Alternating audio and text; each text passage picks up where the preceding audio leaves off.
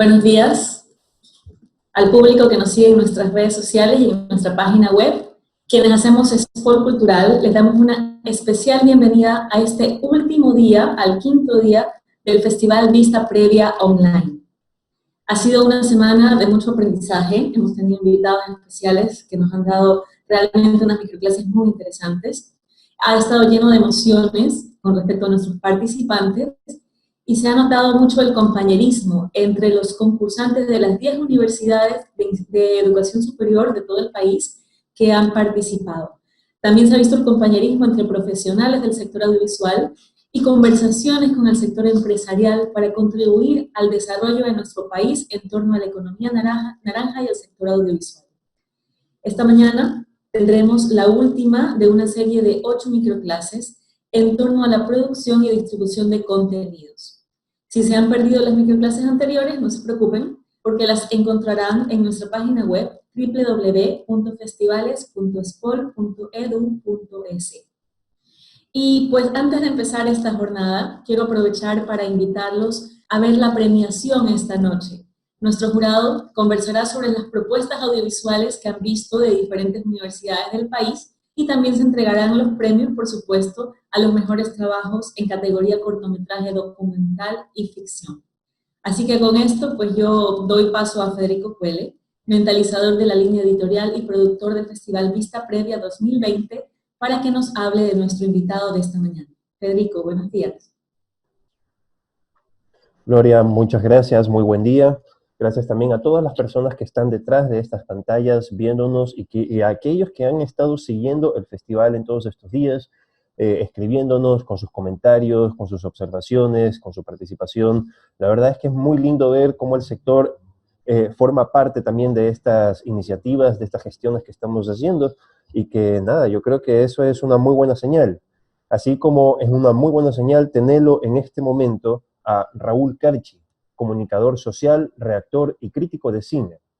Él estudió crítica de cine en Madrid y posee una vasta experiencia como docente, como seminarista y jurado en festivales audiovisuales. Él es jurado oficial del Festival Internacional de Cine de Guayaquil, por ejemplo.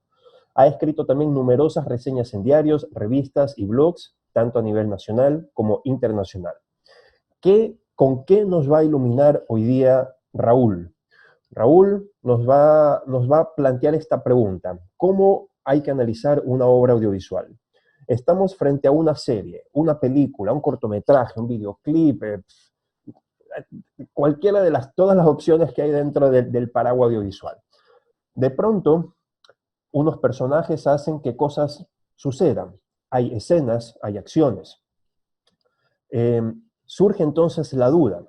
Al momento de ver una producción, ¿por dónde tengo que empezar a analizarlo? ¿Qué es lo que tengo que ver? Tengo que ver la historia, tengo que ver los personajes, los actores, los diálogos, o a lo mejor pensar detrás de la cámara, los lentes, las técnicas, la iluminación, la paleta de colores, el montaje, el raccord, la música, la sonorización. Si se dan cuenta, son muchos elementos que hay que chequear. Pero Raúl nos va a ayudar a poder acercarnos hacia un análisis, hacia un correcto análisis de una obra audiovisual. Por eso, y sin más, le dejamos el micrófono y este espacio a Raúl para que, por favor, nos alumbre e ilumine con sus palabras. Raúl, por favor.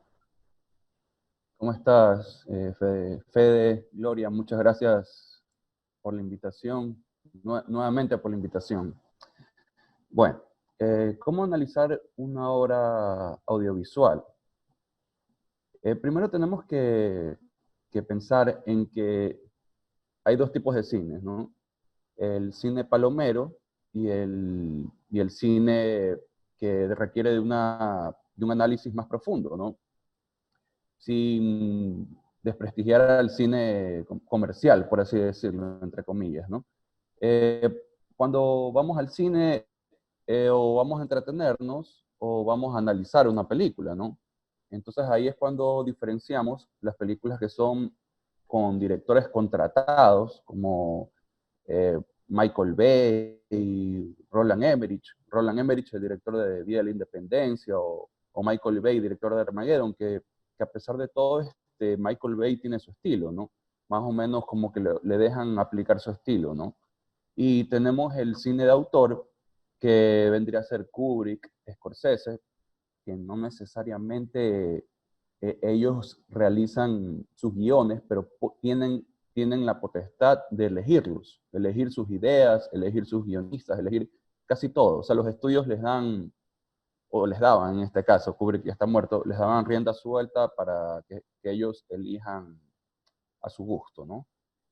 Bueno, voy a compartir. A ver. Ok. Ya. Bueno, voy a comenzar con los elementos de la producción. Tenemos el diseño de producción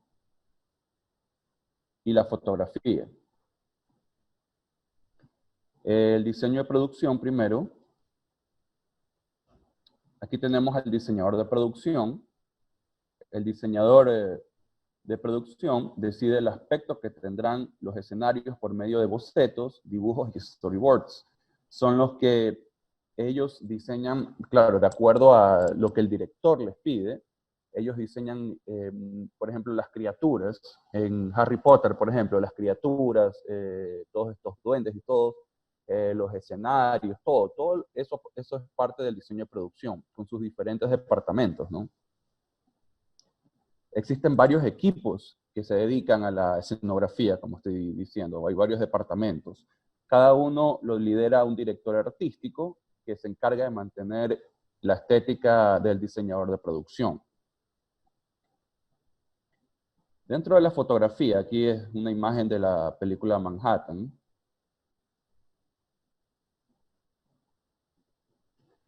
Dentro de la fotografía tenemos al director de fotografía, ¿no? Él es el responsable de conseguir la estética deseada por el director e interpretar su visión. Es el jefe del equipo de cámara e iluminación y es el encargado de dotar a cada toma del encuadre y composición adecuados. Aquí una breve descripción sobre los planos de acuerdo al encuadre, que hay que tener en cuenta. Y tenemos un plano detalle. Esto es en la película Amistad. Si se dan cuenta, el plano detalle aquí se utiliza para dar una sensación como de claustrofobia, podría ser, de desesperación. Aquí vemos, este es el inicio de la película, cuando el actor que interpreta a un esclavo está escapando, ¿no? Entonces se ve con lujo de detalle todo como él hace para escapar, ¿no? A ver si lo pueden apreciar.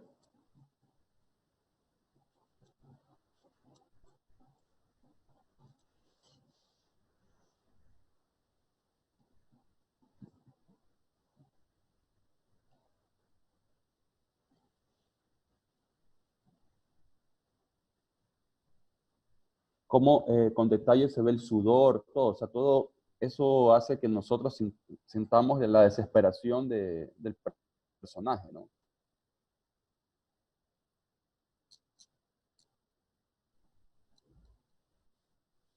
Bueno, esta película es de Steven Spielberg.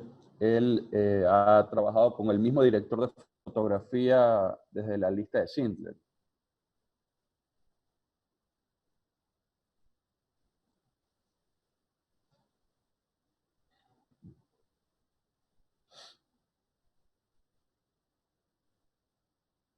Bueno, ahora fotografía según el ángulo de la toma. No les voy a decir obviamente todos los planos que hay según el ángulo de la toma, porque no terminaríamos nunca, pero sí los más importantes, los que voy a tratar de dar ejemplos de planos que tengan una contribución al lenguaje visual, ¿no?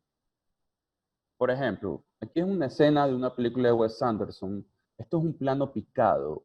El plano picado es cuando las personas se ven como las ven en la imagen, y es como para dar un, estatus de inferioridad a los personajes, como ven.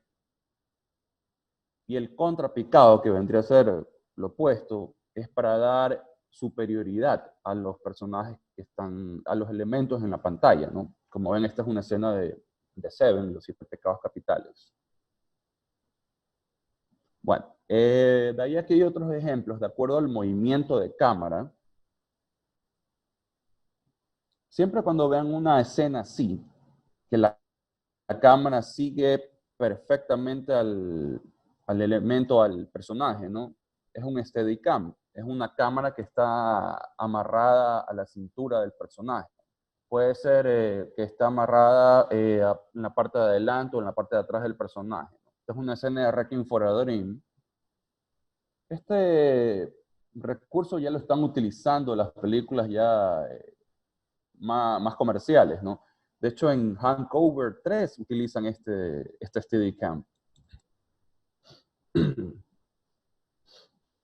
Ahí si se fijan, la cámara le dieron una vuelta para que esté a la espalda de ella, ¿no? De Jennifer Connelly.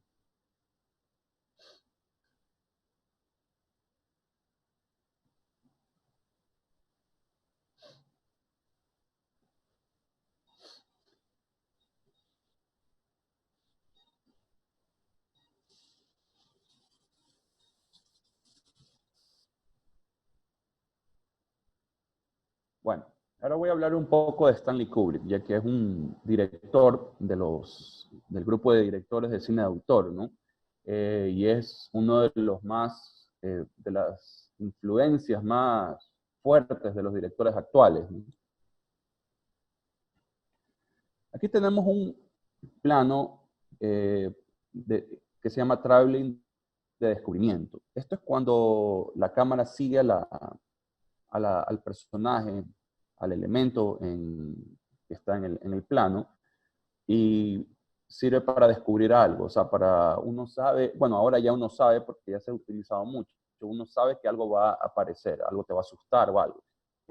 Por ejemplo, The Shining, El Resplandor, es una película que sirvió de base para el cine de terror actual. O sea, desde las técnicas empleadas para esta película se emplean muchísimo, se emplearon muchísimo ya luego en los 80s y en los 90s y hasta ahora, ¿no?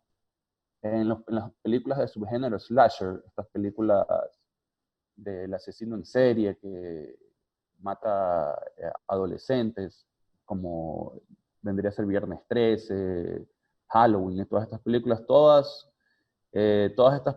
este subgénero, sus bases están en esta película. Fíjense en esta escena del Resplandor.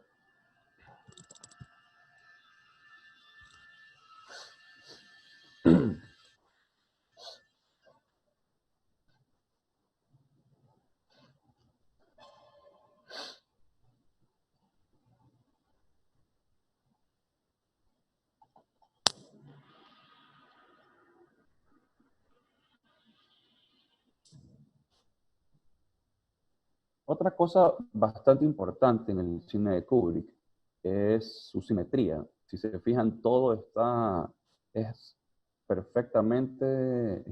todo simétrico en el encuadre, ¿no?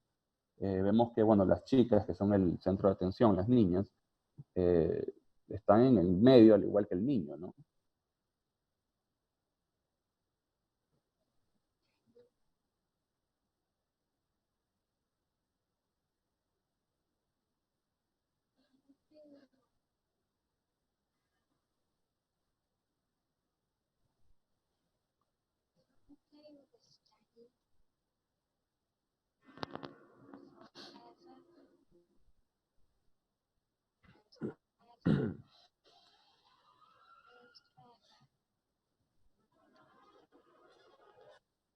Esta película también, las técnicas de edición, todo era innovador para aquella época.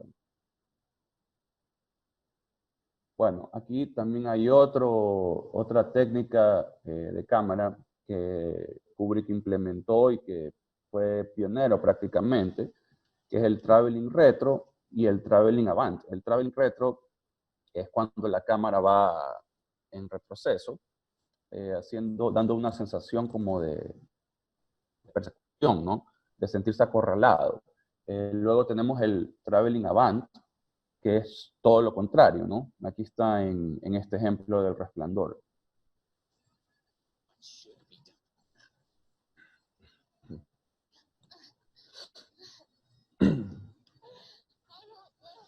Aquí tenemos el traveling retro.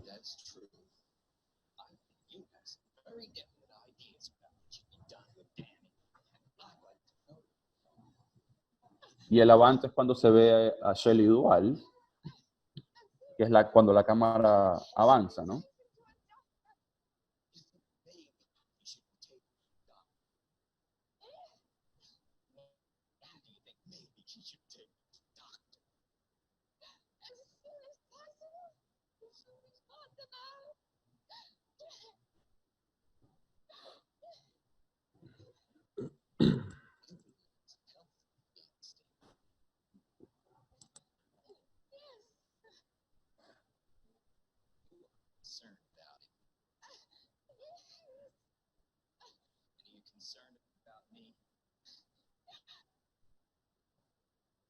Bueno, aquí hay otro plan, un plano que se llama plano con rotación. Esto es simpático porque este plano se utiliza mucho para crear efectos especiales. Los efectos especiales antes de la era del CGI, de las computadoras, ¿no? De hecho, el director Christopher Nolan, que más adelante voy a dar un ejemplo, él tiene mucha influencia de Stanley Kubrick, de Ridley Scott, de hecho también. Y este director trata lo más posible en utilizar efectos especiales clásicos, ¿no? O sea, no utilizar computadoras, o sea, trata de que se vea lo más real posible. Ya en casos extremos que en verdad se necesite los efectos, ahí él los implementa. Por ejemplo, aquí el plano con rotación sirve para crear un efecto visual, ¿no? Aquí es una escena de 2001 de Odisea en el espacio.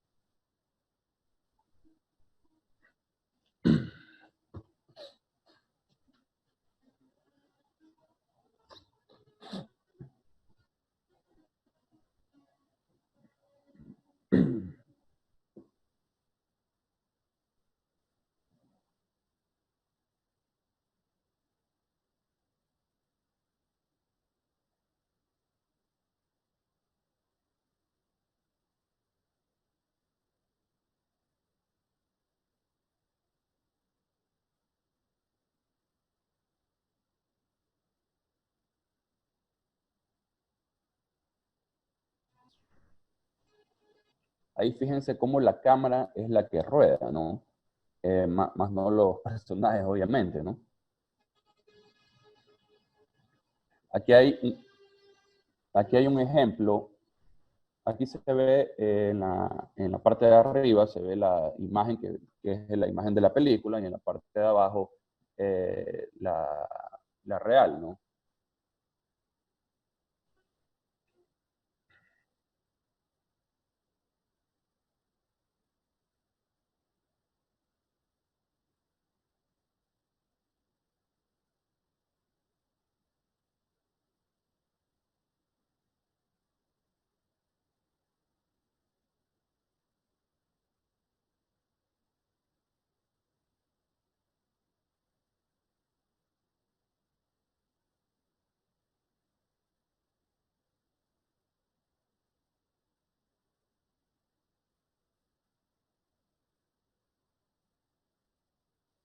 Bueno, y así es como crea la sensación de que esta gente está caminando sin gravedad, ¿no?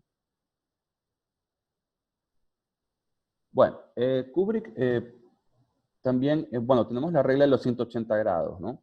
Una de las reglas bases del cine, en que no hay que romper el eje, ¿no?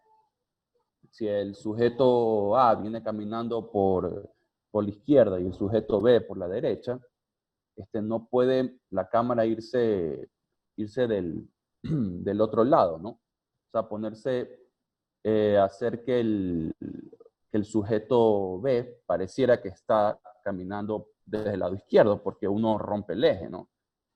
Entonces, Kubrick rompe esta regla, pero lo hace adrede, ¿no? Bueno, la regla de los 180 grados es el eje imaginario que une dos personajes y divide el espacio en 180 grados, ¿no? En 180 más 180 grados, ¿no? Cuando uno coloca la cámara de un lado del eje y luego del otro, desorientamos al público, ¿no?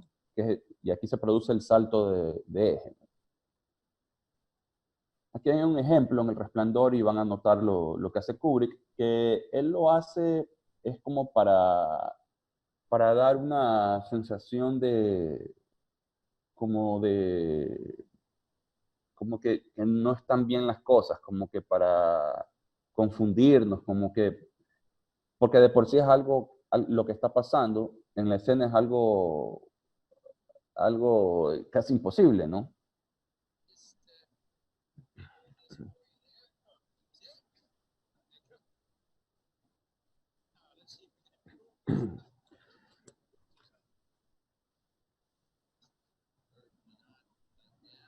Aquí digamos que Jack Nicholson es el personaje A y el personaje el otro personaje, el fantasma, por así decirlo, es el personaje B.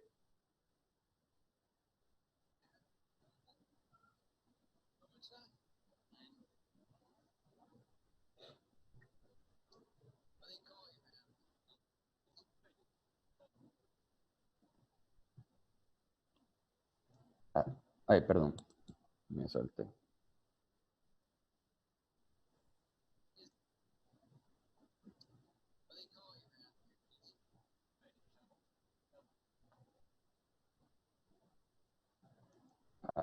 Ahí, bueno, ahí más o menos entendieron la idea, ¿no? El personaje de Jack Nicholson se está saltando el eje, ¿no? Al principio está de este lado y ahora lo vemos de este lado. Entonces ahí hay un salto de eje. O sea, eso es casi que un pecado, ¿no? En el cine, pero Kubrick lo hacía para confundirnos, para hacernos notar que hay algo raro ahí, ¿no? Aquí hay un ejemplo también de lo que digo. El sujeto A y el sujeto B, que el sujeto A no puede venir de este lado porque, o sea, si lo filmamos lo grabamos del perfil contrario, daría una sensación rompería el eje, ¿no? O sea, uno dijera, a ver, no venía de este lado, ahora viene del otro, ¿no? Bueno, otra cosa singular de Kubrick, por ejemplo, en esta película, en Barry Lyndon, Kubrick optó por la iluminación natural. Eh, toda la película, o sea, los interiores, se grabaron a luz de vela, para darle más naturalidad, ya que en esa época no había electricidad, entonces quería una iluminación propicia para para denotar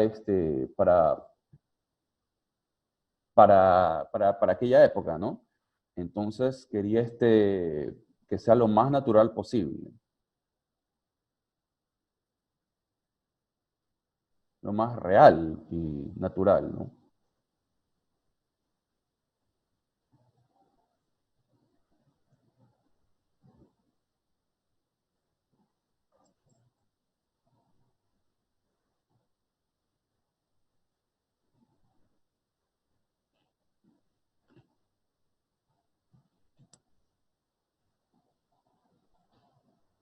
Bueno, ahora voy a hablar un poco de Christopher Nolan. Eh, este es el plano con rotación que les estaba hablando, que implementa, al igual que en 2001 dice en el espacio. Christopher Nolan tiene una clara influencia de Kubrick. Podemos ver en esta película con esta técnica. Y en Interestelar también la fotografía es muy parecida a la de 2001 de Odisea en el espacio, y las técnicas empleadas también. Aquí, bueno, aquí hay una escena que es un plano con rotación, pero al mismo tiempo él realiza un corte transversal. Él es especialista para los cortes transversales, que son estos cortes que, que va de una escena a otra y viceversa, ¿no? O sea, juega con eso. Va a la escena uno, por así decirlo, y la 2, 1, 2, 1, 2. Entonces, él juega con eso en sus películas y crea suspenso. Hay gente que, hay un debate en que si Nolan es buen director o no.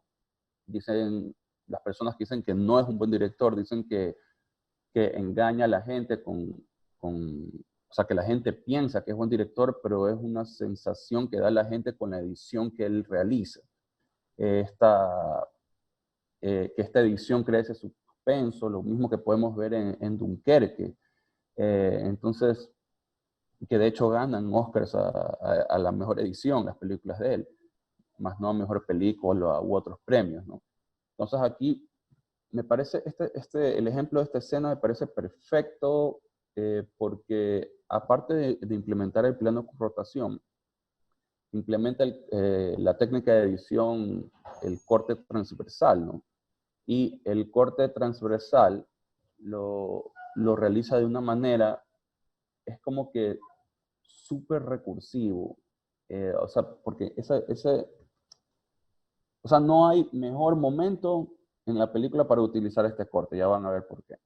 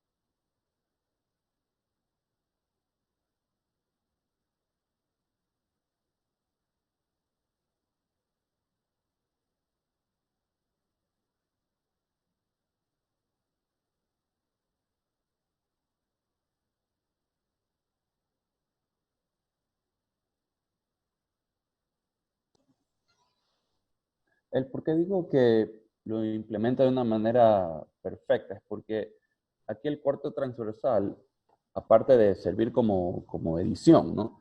Sirve para mostrar que lo que pasa en una escena repercute en la otra, ¿no?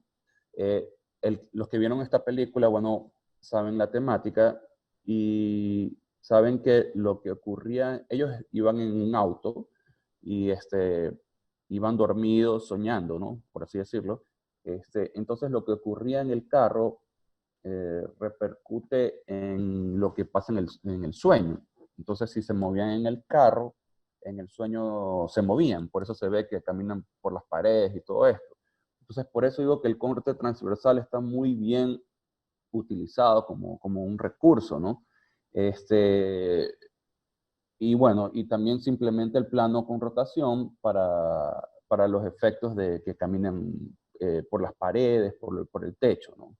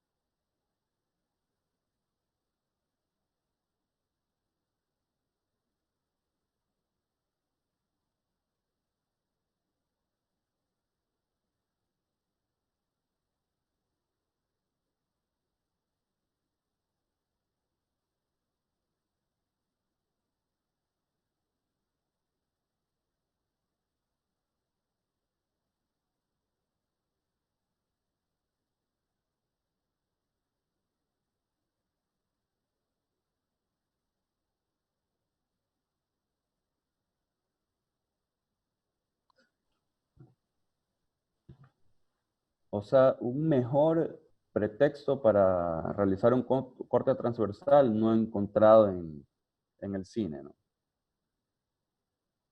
Lo simpático de esta escena es que una de los afiches promocionales de la película lo muestran a DiCaprio haciendo lo que hace Joseph Gordon-Levitt.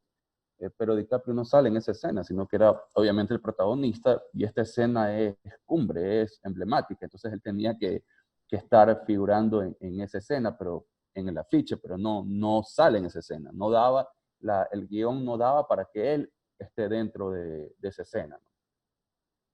Bueno, eh, de acuerdo al movimiento de cámara, pero hablando ya del montaje interno, ¿no?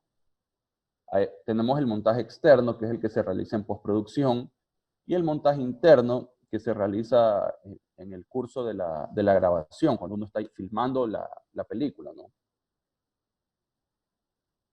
Bueno, dentro del montaje interno tenemos el plano secuencia. El plano secuencia es una toma sin cortes de una escena. Es una técnica que se implementó por primera vez en 1941 en la película de Orson Welles, Ciudadano Kane. En esta película también se implementa la profundidad de campo. La profundidad de campo es el margen de distancia en que los elementos están perfectamente enfocados en pantalla. Orson Welles fue uno de los pioneros en emplear esta técnica de la profundidad de campo como parte del lenguaje visual. Una amplia profundidad de campo permite apreciar más elementos con nitidez y se utiliza para planos amplios que brindan contexto a la imagen, ¿no? Aquí hay un ejemplo de una de las escenas iniciales del Ciudadano Kane. Aquí tenemos un plano secuencia sumado a la profundidad de campo. Ay, perdón.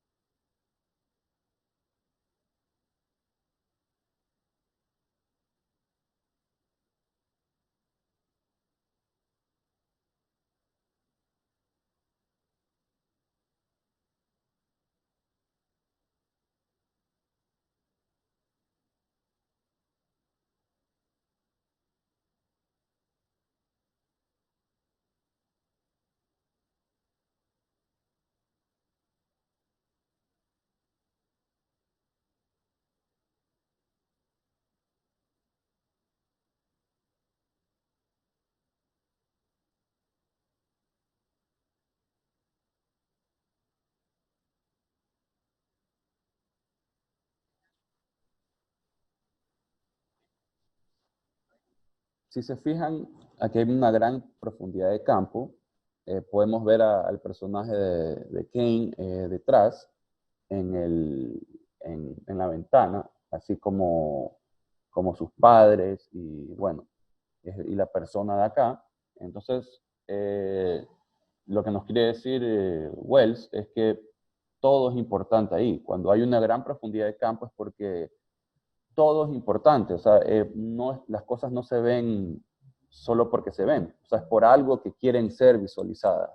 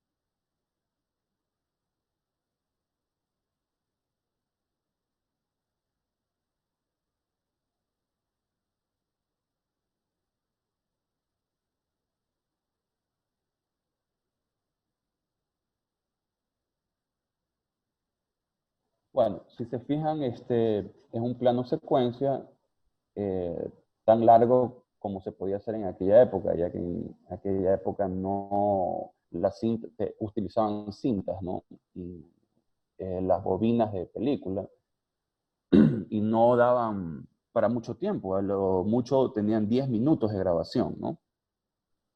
Entonces, como ven, se corta en esta escena, en este momento.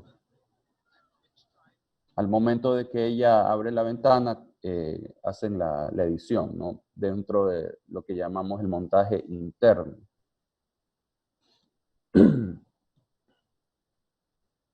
Bueno, se utiliza poca profundidad de campo en planos cortos para resaltar algún elemento específico, ¿no?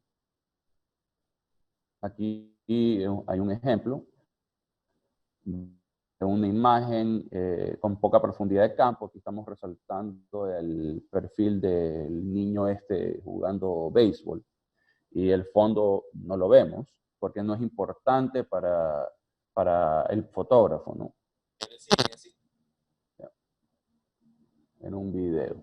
Bueno, aquí hay un ejemplo bueno, más reciente, de la película Joker, en donde podemos ver la poca profundidad de campo.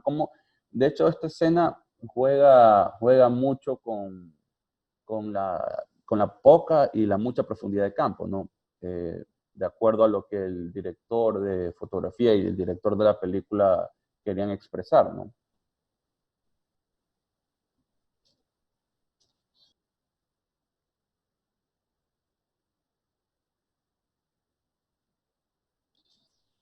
Aquí tenemos poca profundidad de campo, obviamente está focalizado en el personaje de Joaquin Phoenix, ¿no?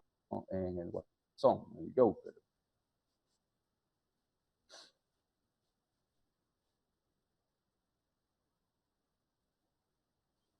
Ahí tenemos poca profundidad de campo. Aquí tenemos mucha profundidad de campo.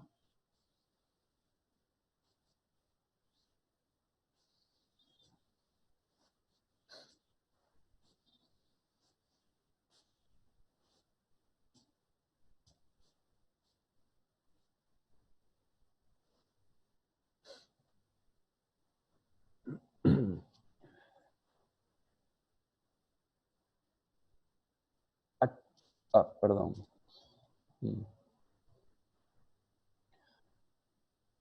Bueno, aquí al momento en que están los policías detrás, también se utiliza poca profundidad de campo, como pueden ver, enfatizando en Arthur Fleck, en el Joker, ¿no?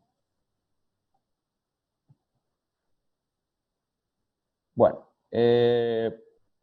la profundidad de campo y el plano secuencia, en la época en que Orson Welles los implementó, eran sinónimos de modernidad cinematográfica. Por eso, bueno, estas son las razones por las que se lo considera uno de los cineastas más influyentes de la historia del cine.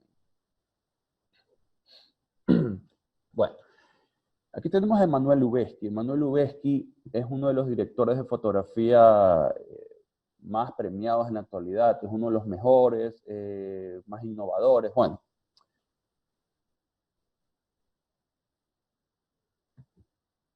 Emmanuel Lubezki tiene una predilección por la luz natural. Él disminuye el contraste y la sombra, lo que le permite que apreciemos con mucha claridad las facciones de los personajes. Y filma la mayoría de sus planos exteriores en la hora mágica.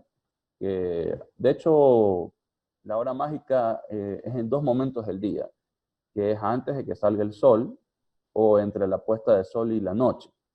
Entonces, es medio tedioso trabajar con personas así porque solo pueden filmar dos horas en el día, ¿no? Y hay unos que prefieren la hora mágica de la mañana y hay unos que solo prefieren la de la noche, ¿no? Entonces, trabajar una hora en el día, ya se imaginarán cuánto durará la producción.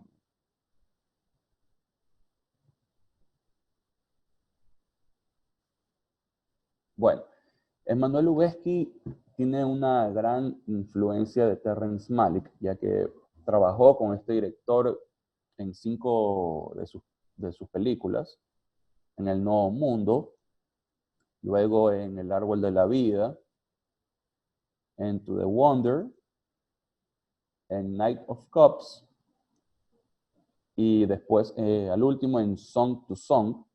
Entonces, Terrence Malick es obsesionado con esta técnica de la luz natural y de filmar en la hora mágica. Entonces, es una técnica que aprendió a Emmanuel Lubezki de Terrence Malick.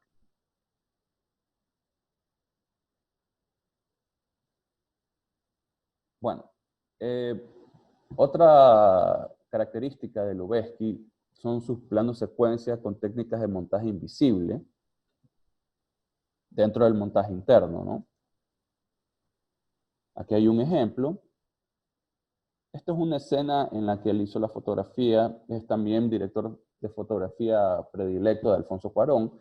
Esta es la película Los Hijos del Hombre, Children of Men. En esta película hay un plano secuencia, hay varios planos secuencias de hecho. También utiliza cámara en mano para darle un efecto documental, ¿no? En esta escena, por ejemplo, es un falso plano secuencia, por así decirlo, porque hace cortes invisibles en momentos específicos, ¿no? Bueno, voy a ir un poco más rápido. Bueno, la escena dura más de 4 minutos, ¿no?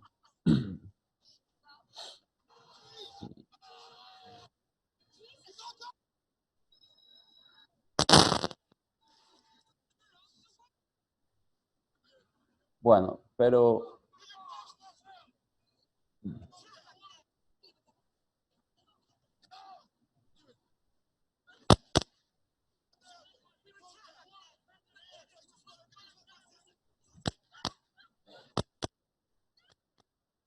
bueno, los cortes los realiza en los momentos en que se ven los filos del carro, o sea, los filos del auto, de las puertas, ¿no?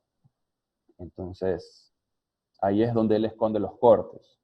Aquí lo pueden ver, como es tan rápido, no se puede percibir, ¿no? Ahí, por ejemplo, lo que sale Clive Owen, hay un corte. Ahí hay otro corte cuando se ve el filo de la puerta. Entonces eso es lo que hace él con, lo que hace Lubezki, estos cortes invisibles, ¿no?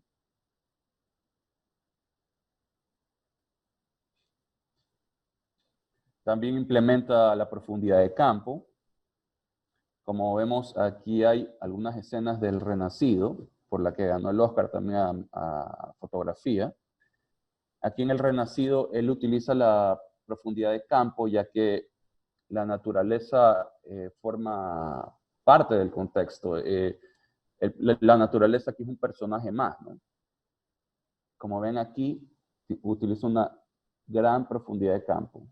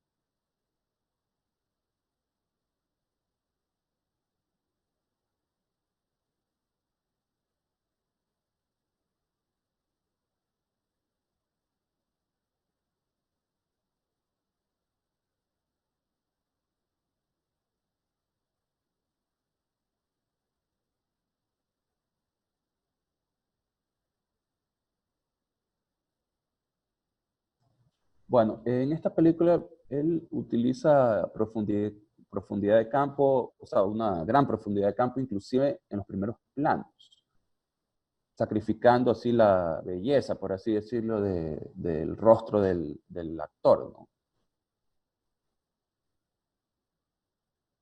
Bueno, otro director muy influyente es Hitchcock, Alfred Hitchcock. Es uno de los directores más influyentes, como ya lo dije. Su carrera pasó por 6 de las etapas más importantes de la historia del cine. O sea, puede darse el lujo de decir que pasó por esas etapas, ¿no? Cuando pasó por el cine mudo, teniendo una trayectoria del 1925 a 1929. Luego pasó por la polémica etapa del Código Hays, de 1934 a 1967. Este es el código que determinaba qué era moralmente aceptado para proyectarse en las salas de cine de Estados Unidos, ¿no? La mayoría de las europeas o independientes se vieron perjudicadas, ya que por lo general contenían elementos que iban en contra de este código. Siempre el cine europeo ha sido polémico, ¿no? De hecho, este código lo implementó William Hayes, un político del Partido Republicano de aquella época. Bueno, luego pasa por la etapa de blanco y negro y luego por la etapa a color, ¿no? Como vemos aquí en la película Rope, que fue su primera película en Technicolor. Fue uno de los pioneros en lograr un plano secuencia de tiempo prolongado, gracias a la implementación del corte invisible que hablé hace un momento con Lubezki. Este corte invisible daba la ilusión de narrar la historia en un solo plano, como esta película Rope, casi toda la película es en tiempo real, es un solo plano, de hecho es en tiempo real. Para el año 48 se filmaba con la bobina de 35 milímetros que hablé hace un momento para El Ciudadano Kane, y esta no permitía grabar más de 10 minutos seguidos, ¿no? Aquí hay una escena con un corte invisible de The Rope, una de las escenas finales, cuando el personaje de Jimmy Stewart descubre el cuerpo. Los que han visto la película ya saben de qué estoy hablando.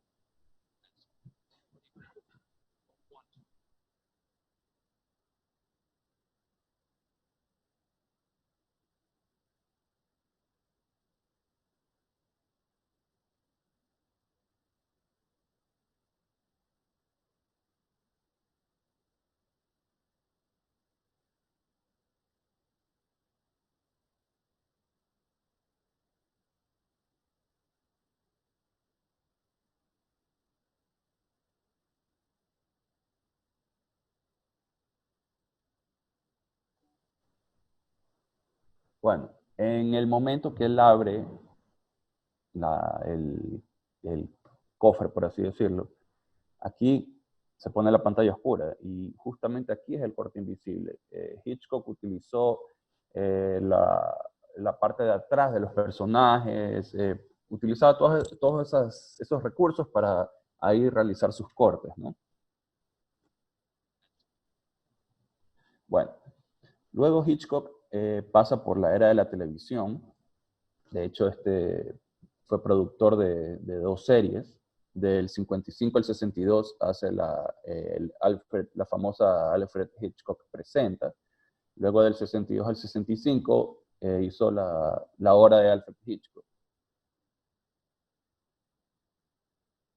Bueno, luego tenemos a la película Vértigo. Vértigo es una película de gran influencia. Que hay una escena de la película de Vértigo del año 58. Hitchcock fue uno de los pioneros en la utilización de colores como lenguaje visual, ¿no? Así como en implementar diversos planos.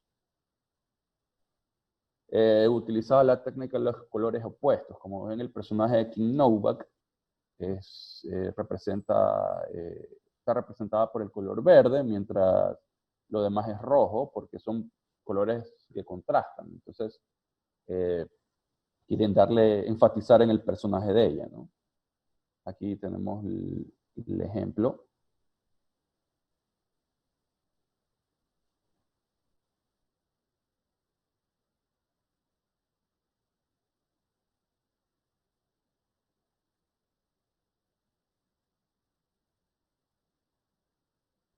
Aquí, como vemos, el lugar es rojo y King Novak está de verde, ¿no? Y eso es para centrarnos en ella y darnos para comprender que el personaje de James Stewart, eh, otra vez James Stewart, porque era un personaje que actuó en muchas películas de Alfred Hitchcock. Cuando el personaje de James Stewart se enamora de ella, entonces su atención está eh, enfocada a King Novak, ¿no? Por eso ahí utiliza este color, ¿no? Más adelante en la película vemos que, bueno, él la estaba siguiendo, era un detective que la estaba siguiendo. El carro de ella también es verde. O sea, ella es representada por el color verde, ¿no? Y vemos cómo el personaje James Stewart sigue el carro verde, ¿no?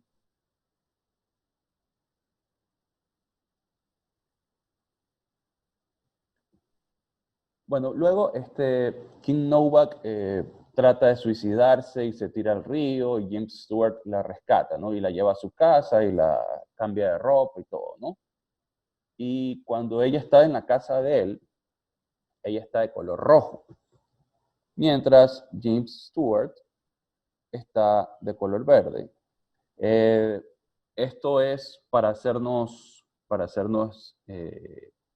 caer en cuenta que ya el personaje de James Stewart está dentro de las garras de ella, por así decirlo. Ya está contagiado por su amor, está calzoneado, por decirlo, ¿ya? Entonces está de color verde, el color que era de ella. Entonces, porque como que él ya es una pertenencia del personaje de Kim Novak, ¿no? Esto es lo que llamo el lenguaje, bueno, no lo que llamo, lo que llaman el lenguaje visual, ¿no?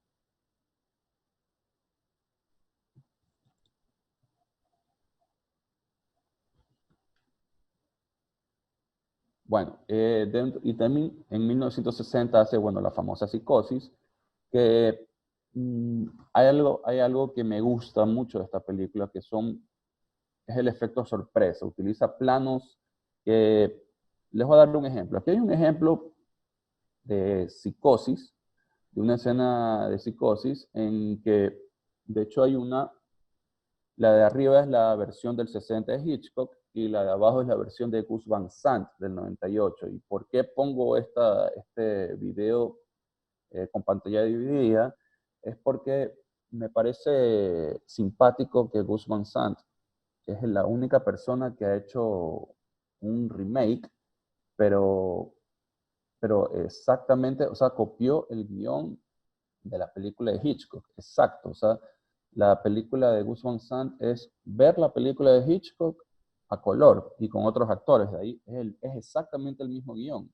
El 90 y pico por ciento de los planos que utilizó Hitchcock, o sea, no sé si eso fue bueno o fue malo, porque la verdad películas como Psicosis son imposibles de emular, o sea, hacer un remake de una película así ya es como hacer el remake de El Exorcista, no sé.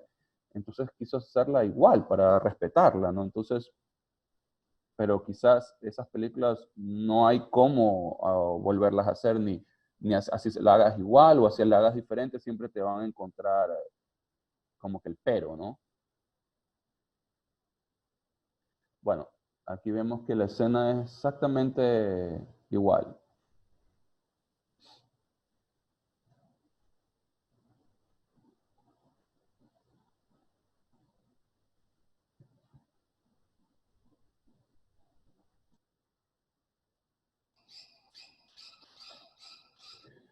¿A qué llamo elemento sorpresa aquí? Aquí se utiliza un plano cenital. O sea, uno nunca espera que la escena sorpresa, la del asesino, salga en un plano cenital, o sea, visto desde arriba. O sea, uno espera que salga por detrás del personaje, o sea fue totalmente sorpresivo, ¿no? Y a eso es a lo que voy, con que Psicosis utiliza planos que que no eran los de costumbre. De hecho, todavía no son de costumbre, como que para una película de terror. O sea, fue una película innovadora en su época y todavía, por eso es un clásico, ¿no?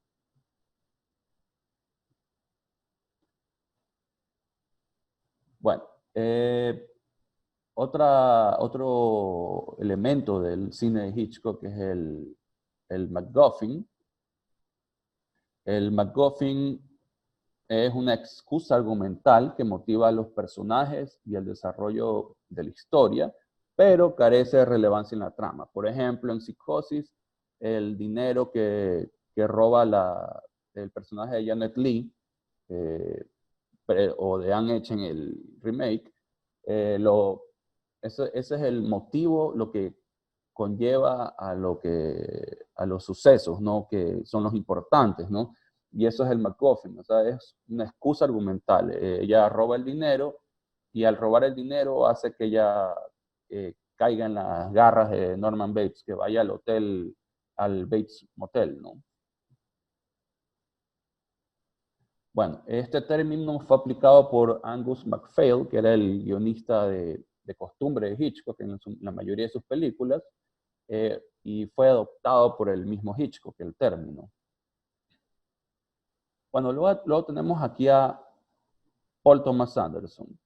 Este director trata sus influencias de una forma muy delicada. Tiene influencias de Kubrick, de Robert Altman y de Martin Scorsese.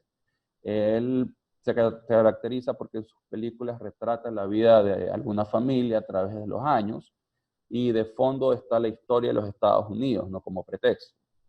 Siempre trata los lazos familiares y los conflictos y la redención, como podemos ver en Petróleo Sangriento de Ruby Blood, ¿no?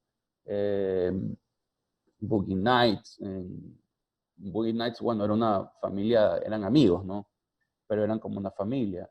Bueno, Magnolia, tenemos también el conflicto en Magnolia de Tom Cruise con su padre y luego la redención de este personaje de Tom Cruise al final. Paul Thomas Anderson, ¿por qué lo saco como ejemplo? Es porque él utiliza también él tiene planos secuencias con cortes invisibles, como vemos aquí en algunas de sus películas.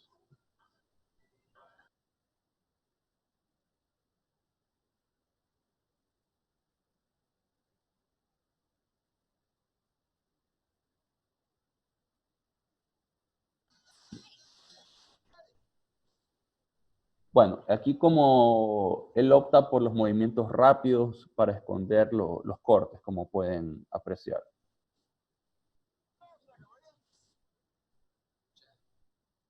Ahí, por ejemplo.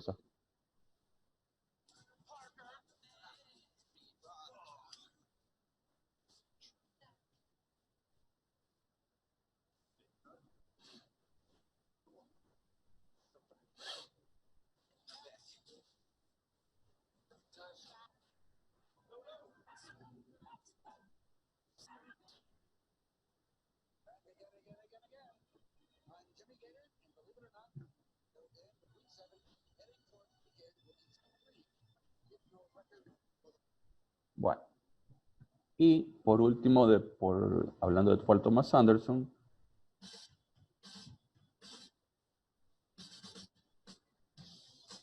este es un plano secuencia en donde también utiliza su perspicacia para esconder aquellos cortes, ¿no?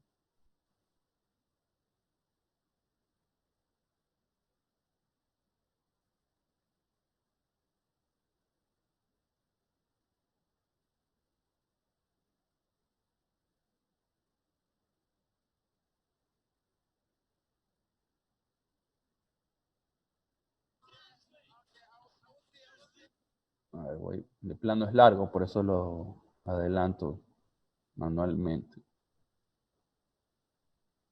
Hay un corte, no sé si ustedes pueden percibir alguno en específico, pero al menos yo les voy a decir un corte, que es cuando sale el personaje de Roller Girl de Heather Graham, aquí.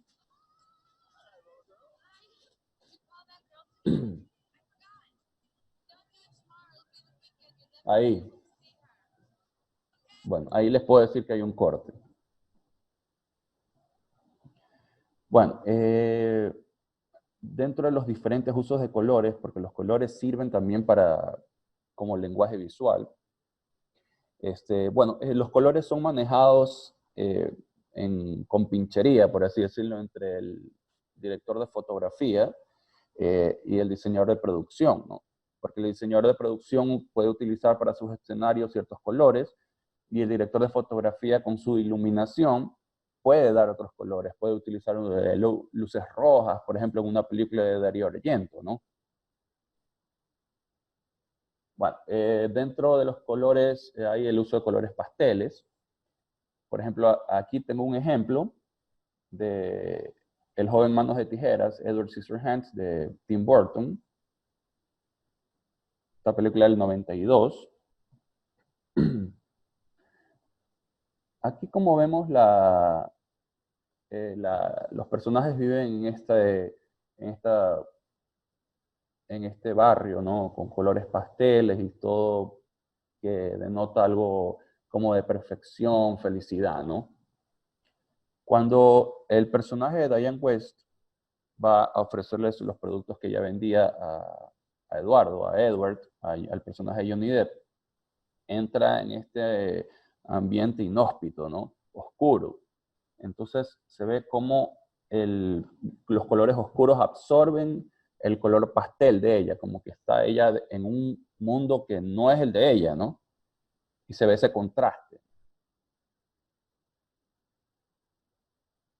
Bueno, ella entra, no puedo hacerlo muy largo porque es una microclase, por eso no les muestro todo el video, pero ahí tienen una gran idea. Bueno, ella entra a este como castillo, ¿no? Y ven ahí el contraste, el color pastel contra los colores oscuros del lugar, ¿no? Donde vive el personaje de Johnny Depp. Bueno, y acompañado con la música de Danny Elfman, que es un espectáculo, ¿no?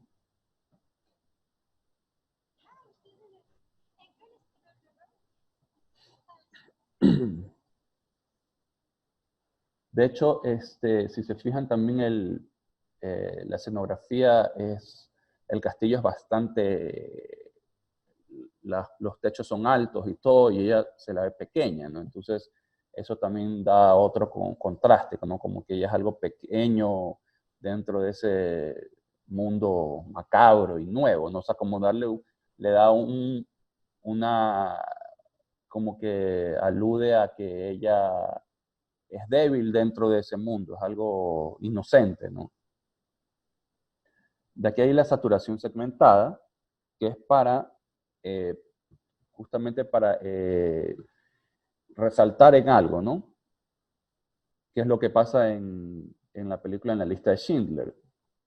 Al inicio de la película empieza con color, luego lo único que queda con color es la llama, ¿no? La vela, el fuego, que es como, y eso lo que quiere expresar es que es como que la última esperanza que tenían, ¿no? Y luego ya se apaga, ¿no? Entonces termina la esperanza. Luego tenemos a la niña, que el vestido era de color, que obviamente lo que quería el director es que querían que nosotros nos percatemos en la niña para que luego vean en la pila de cuerpos eh, que se vea ese color nuevamente en el vestido, sepamos que es la niña, ¿no? Como vemos ahí, ya la niña ya había muerto, ¿no?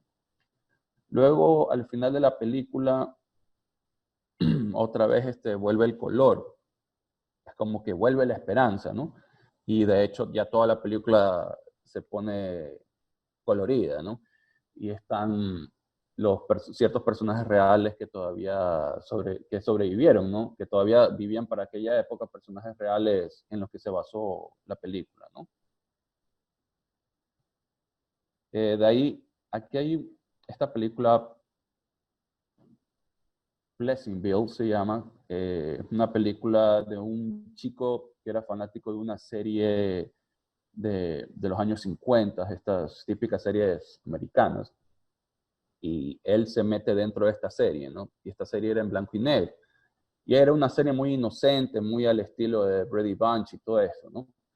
Entonces, él se mete dentro de la serie con su hermana, que son Tobey Maguire y Reese Witherspoon, ahí vemos cómo se meten, este es el tráiler, y ellos comienzan a contaminar, por así decirlo, con su modernismo, sexualidad, a los personajes de este mundo, ¿no? Y cada vez que ellos sigan, por así decirlo, contaminando, ellos se tornaban ya de los colores reales, ¿no? Cada vez que ellos eh, tenían ya sus descubrimientos sexuales, ¿no? Descubrían la sexualidad, por así decirlo, ya se dotaban de color, como vemos ahí en las escenas. Y me parece eso que es un recurso muy bien logrado, ¿no? O sea, me parece un pretexto perfecto para utilizar ahí el color, ¿no? El color en contraste al blanco y negro.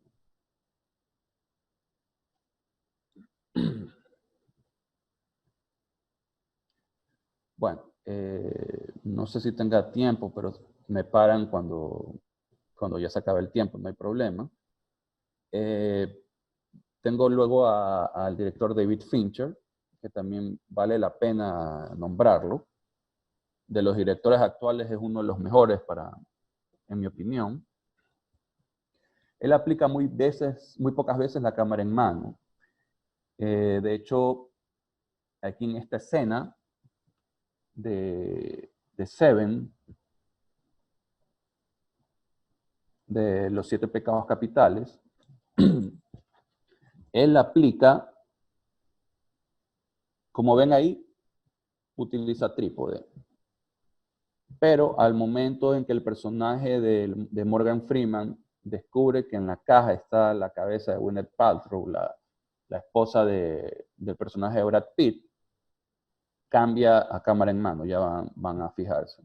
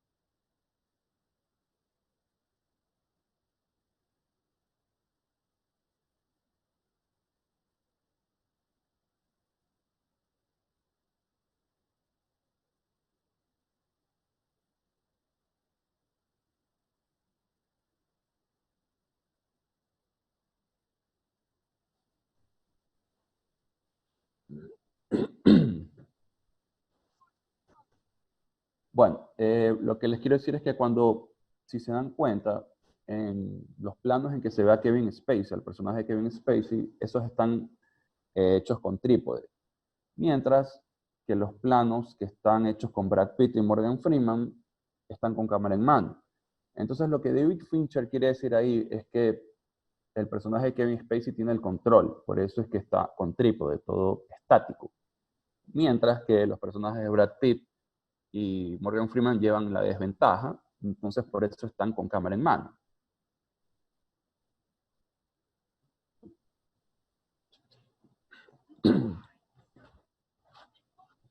Bueno, luego Fincher suele realizar tomas con CGI para crear una sensación de cámara omnipresente y que no tiene personalidad y que no está siendo operada por una persona.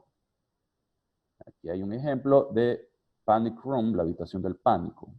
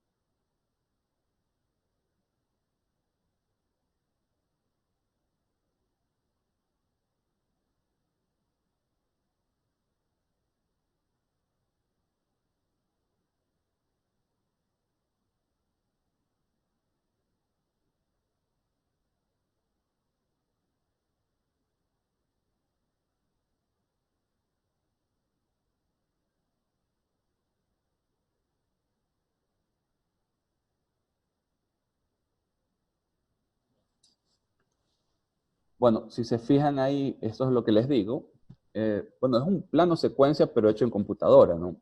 Da la sensación de ser un plano secuencia, pero es obviamente hecho con CGI, porque es una cámara en sí que no tiene una personalidad, va de manera rápida y todo, no sé si se fijaron. Bueno, luego él emplea primeros planos para resaltar algo en lo que debemos prestar atención. Por ejemplo, aquí, en el Club de la Pelea, en Fight Club, tenemos los maletines. Los maletines que son iguales, ¿no? Y es como que un guiño para decirnos que son la misma persona, ¿no? El que vio la película ya sabe. Ay, perdón.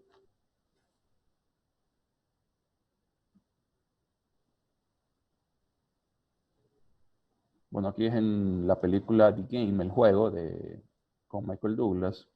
Aquí es en Zodiaco. De Zodiaco también, la pistola. House of Cards, los episodios que dirigió David Fincher, fueron los dos de estreno, creo. Aquí en Panic Room, la habitación del pánico, está, perdón, un primer plano del teléfono. Y es porque después ella estaba en la habitación esta del pánico, el personaje de Jodie Foster necesitaba el teléfono después, ¿no? Entonces por eso quieren porque ella olvidó el teléfono, llevarse el teléfono dentro de la habitación del pánico, ¿no? Bueno, y por último, tenemos a Wes Anderson.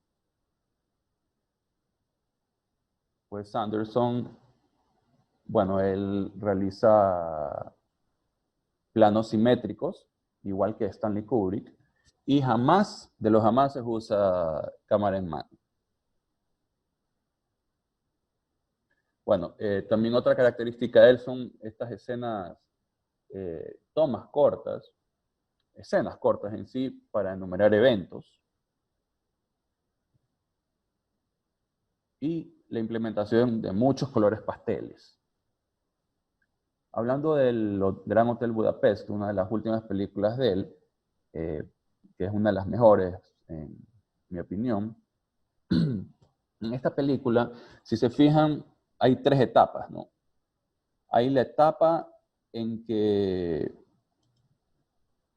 utiliza diferentes relaciones de aspecto, de acuerdo a la época en que se desarrolla la escena, ¿no? Por ejemplo, al principio de la película están en el año 85, me parece, y utilizan la relación de aspecto 1.85 que se utilizaba mucho en aquella época, como en películas como Volver al Futuro. Aquí está, o 16.9 se puede decir, yo la conozco como 1.85. Luego, ya cuando se van más atrás en el tiempo, utilizan el 2.35, que en aquella época, en los años, finales de los años 60, cuando vino ya la era del CinemaScope, ya el widescreen, las pantallas amplias, estaba en boga. Por eso la película utiliza esta relación de aspecto en esta escena de la película, que es en finales de los 60. ¿No? Aquí está el CinemaScope. El CinemaScope se utilizaba mucho en las películas de los westerns. De ahí tenemos por último, ya cuando se va a la época de los años finales de los 30, 40, el 4.3, que era este formato que parecía como casero, como de televisión, que utilizaban las películas como Ciudadano Kane, todas estas películas en aquella época, ¿no? Por eso las escenas en estos años, esta es una película de Hitchcock, por ejemplo, de 39 Steps. En esta época se utilizaban esta relación de aspecto, por lo que las escenas en esta época son filmadas con esa relación de aspecto. Dentro de lo que podemos hablar de las luces, la iluminación de la película, vean cómo juega con las luces. Por ejemplo, aquí, para el personaje, este es el personaje principal ya adulto, es el personaje F. Murray Abraham, el actor de Amadeus, cómo cambia ahí si se fijan, cómo cambia, cómo resalta, cómo se iluminan las luces traseras, se iluminan con mayor intensidad para resaltar al personaje, ¿no?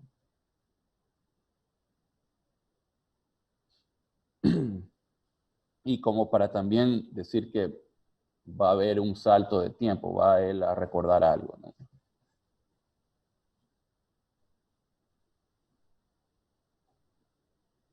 Ahí hay otro juego de luces también.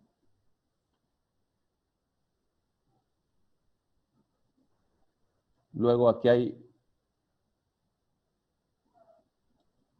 el personaje de la chica, Saoirse Ronan, cómo está alrededor de ella las luces, es como para marcar que él es el centro de atención del chico, ¿no? Es como que su amor, su locura, su obsesión, ¿no?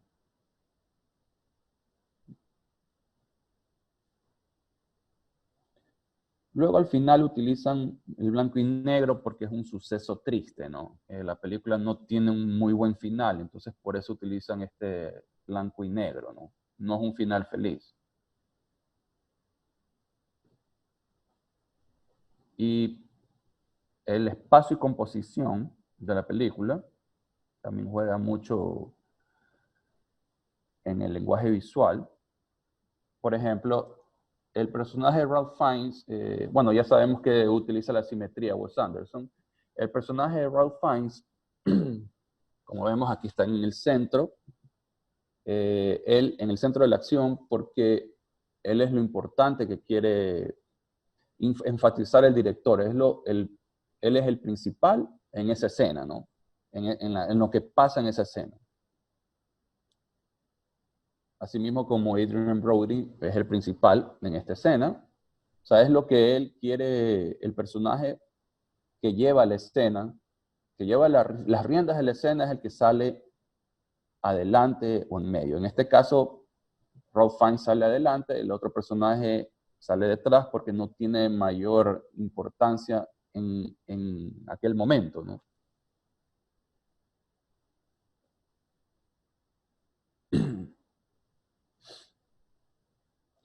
Bueno, lo interesante es que luego, en la película, ellos salen, como ven, salen a la misma altura, por así decirlo. Porque el chico ya comienza a ser parte importante de la trama, está junto a él, se hace un coprotagonista, lo ayuda al personaje de Gustav, de Ralph Fiennes. Entonces, los dos salen en igual proporción, ¿no? Luego, cuando el chico lo ayuda a Ralph Fiennes, se convierte como que el principal de la acción. Por ejemplo, aquí ven al chico que está delante mientras Ralph Fiennes está detrás. Él se vuelve ya el ente principal de la acción que ocurre en la escena, ¿no?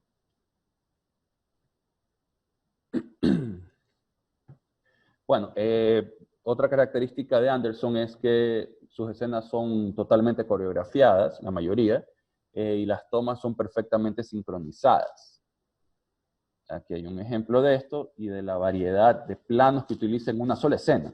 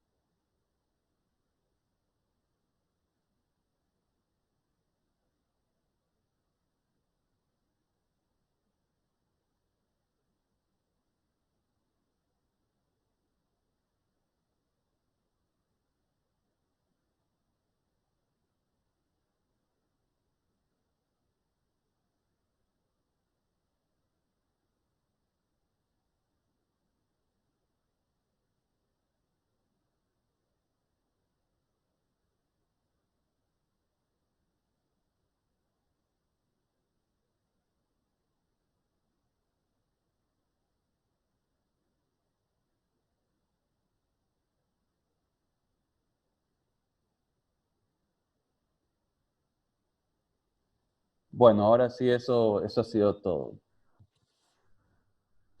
Mi estimado, Gracias por el chance. no, por favor, muchas gracias por todo por todo este conocimiento, todo este bagaje que nos has brindado. La verdad es que sabemos, como estamos en el cine, la crítica y todo lo demás, sabemos que aprender a analizar un proyecto no es una cuestión de solamente conocer o comprender dos o tres conceptos. Hay un amplio abanico de conceptos y de nociones que hay que comprender y entender para precisamente entender esto que es un lenguaje. Por eso le llaman lenguaje audiovisual. Y dentro del lenguaje audiovisual está el lenguaje televisivo, el lenguaje cinematográfico, el lenguaje de...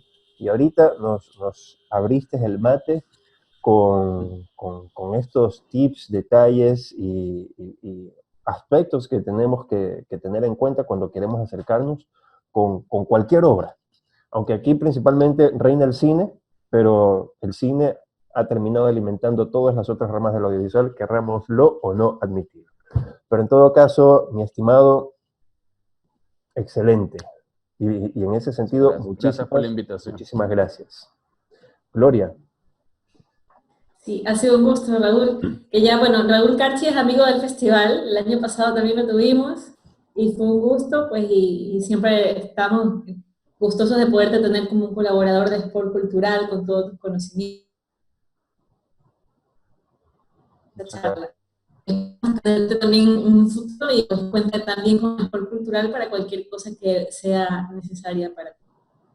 Muchas gracias.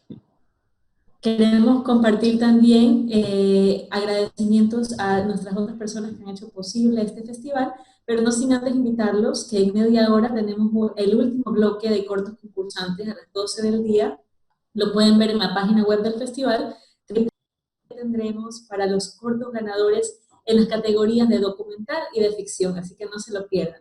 Agradecemos el respaldo de la Cámara de la Industria del Audiovisual del Ecuador, de Remache Alianza Audiovisual, Gala Guionistas y Autores Literarios Asociados, Levector Ideas in Motion, Tamilla Media, Cámara de la Pequeña Industria del Guayas, Corporación de Productores y Promotores Audiovisuales del Ecuador, así como también a las universidades que han estado participando, que han estado colaborando con nosotros, Tecnológico Universitario de Espíritu Santo, la Universidad Católica Santiago de Guayaquil, Universidad de Especialidades Espíritu Santo, Universidad de las Artes, Universidad San Francisco de Quito, ITV, Instituto Superior de Estudios de Televisión, Universidad de Guayaquil, Universidad de Cuenca y Pontificia Universidad Católica del Ecuador, sede Ibarra. Les deseamos muchísima suerte y éxitos esta noche para los estudiantes de sus universidades que están concursando.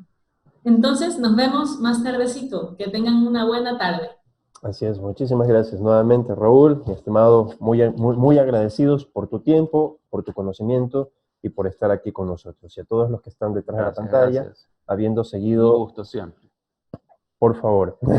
Y también a todos los que están detrás de pantalla siguiendo este festival. Nos vemos en la noche para saber quiénes son los ganadores. Hasta pronto.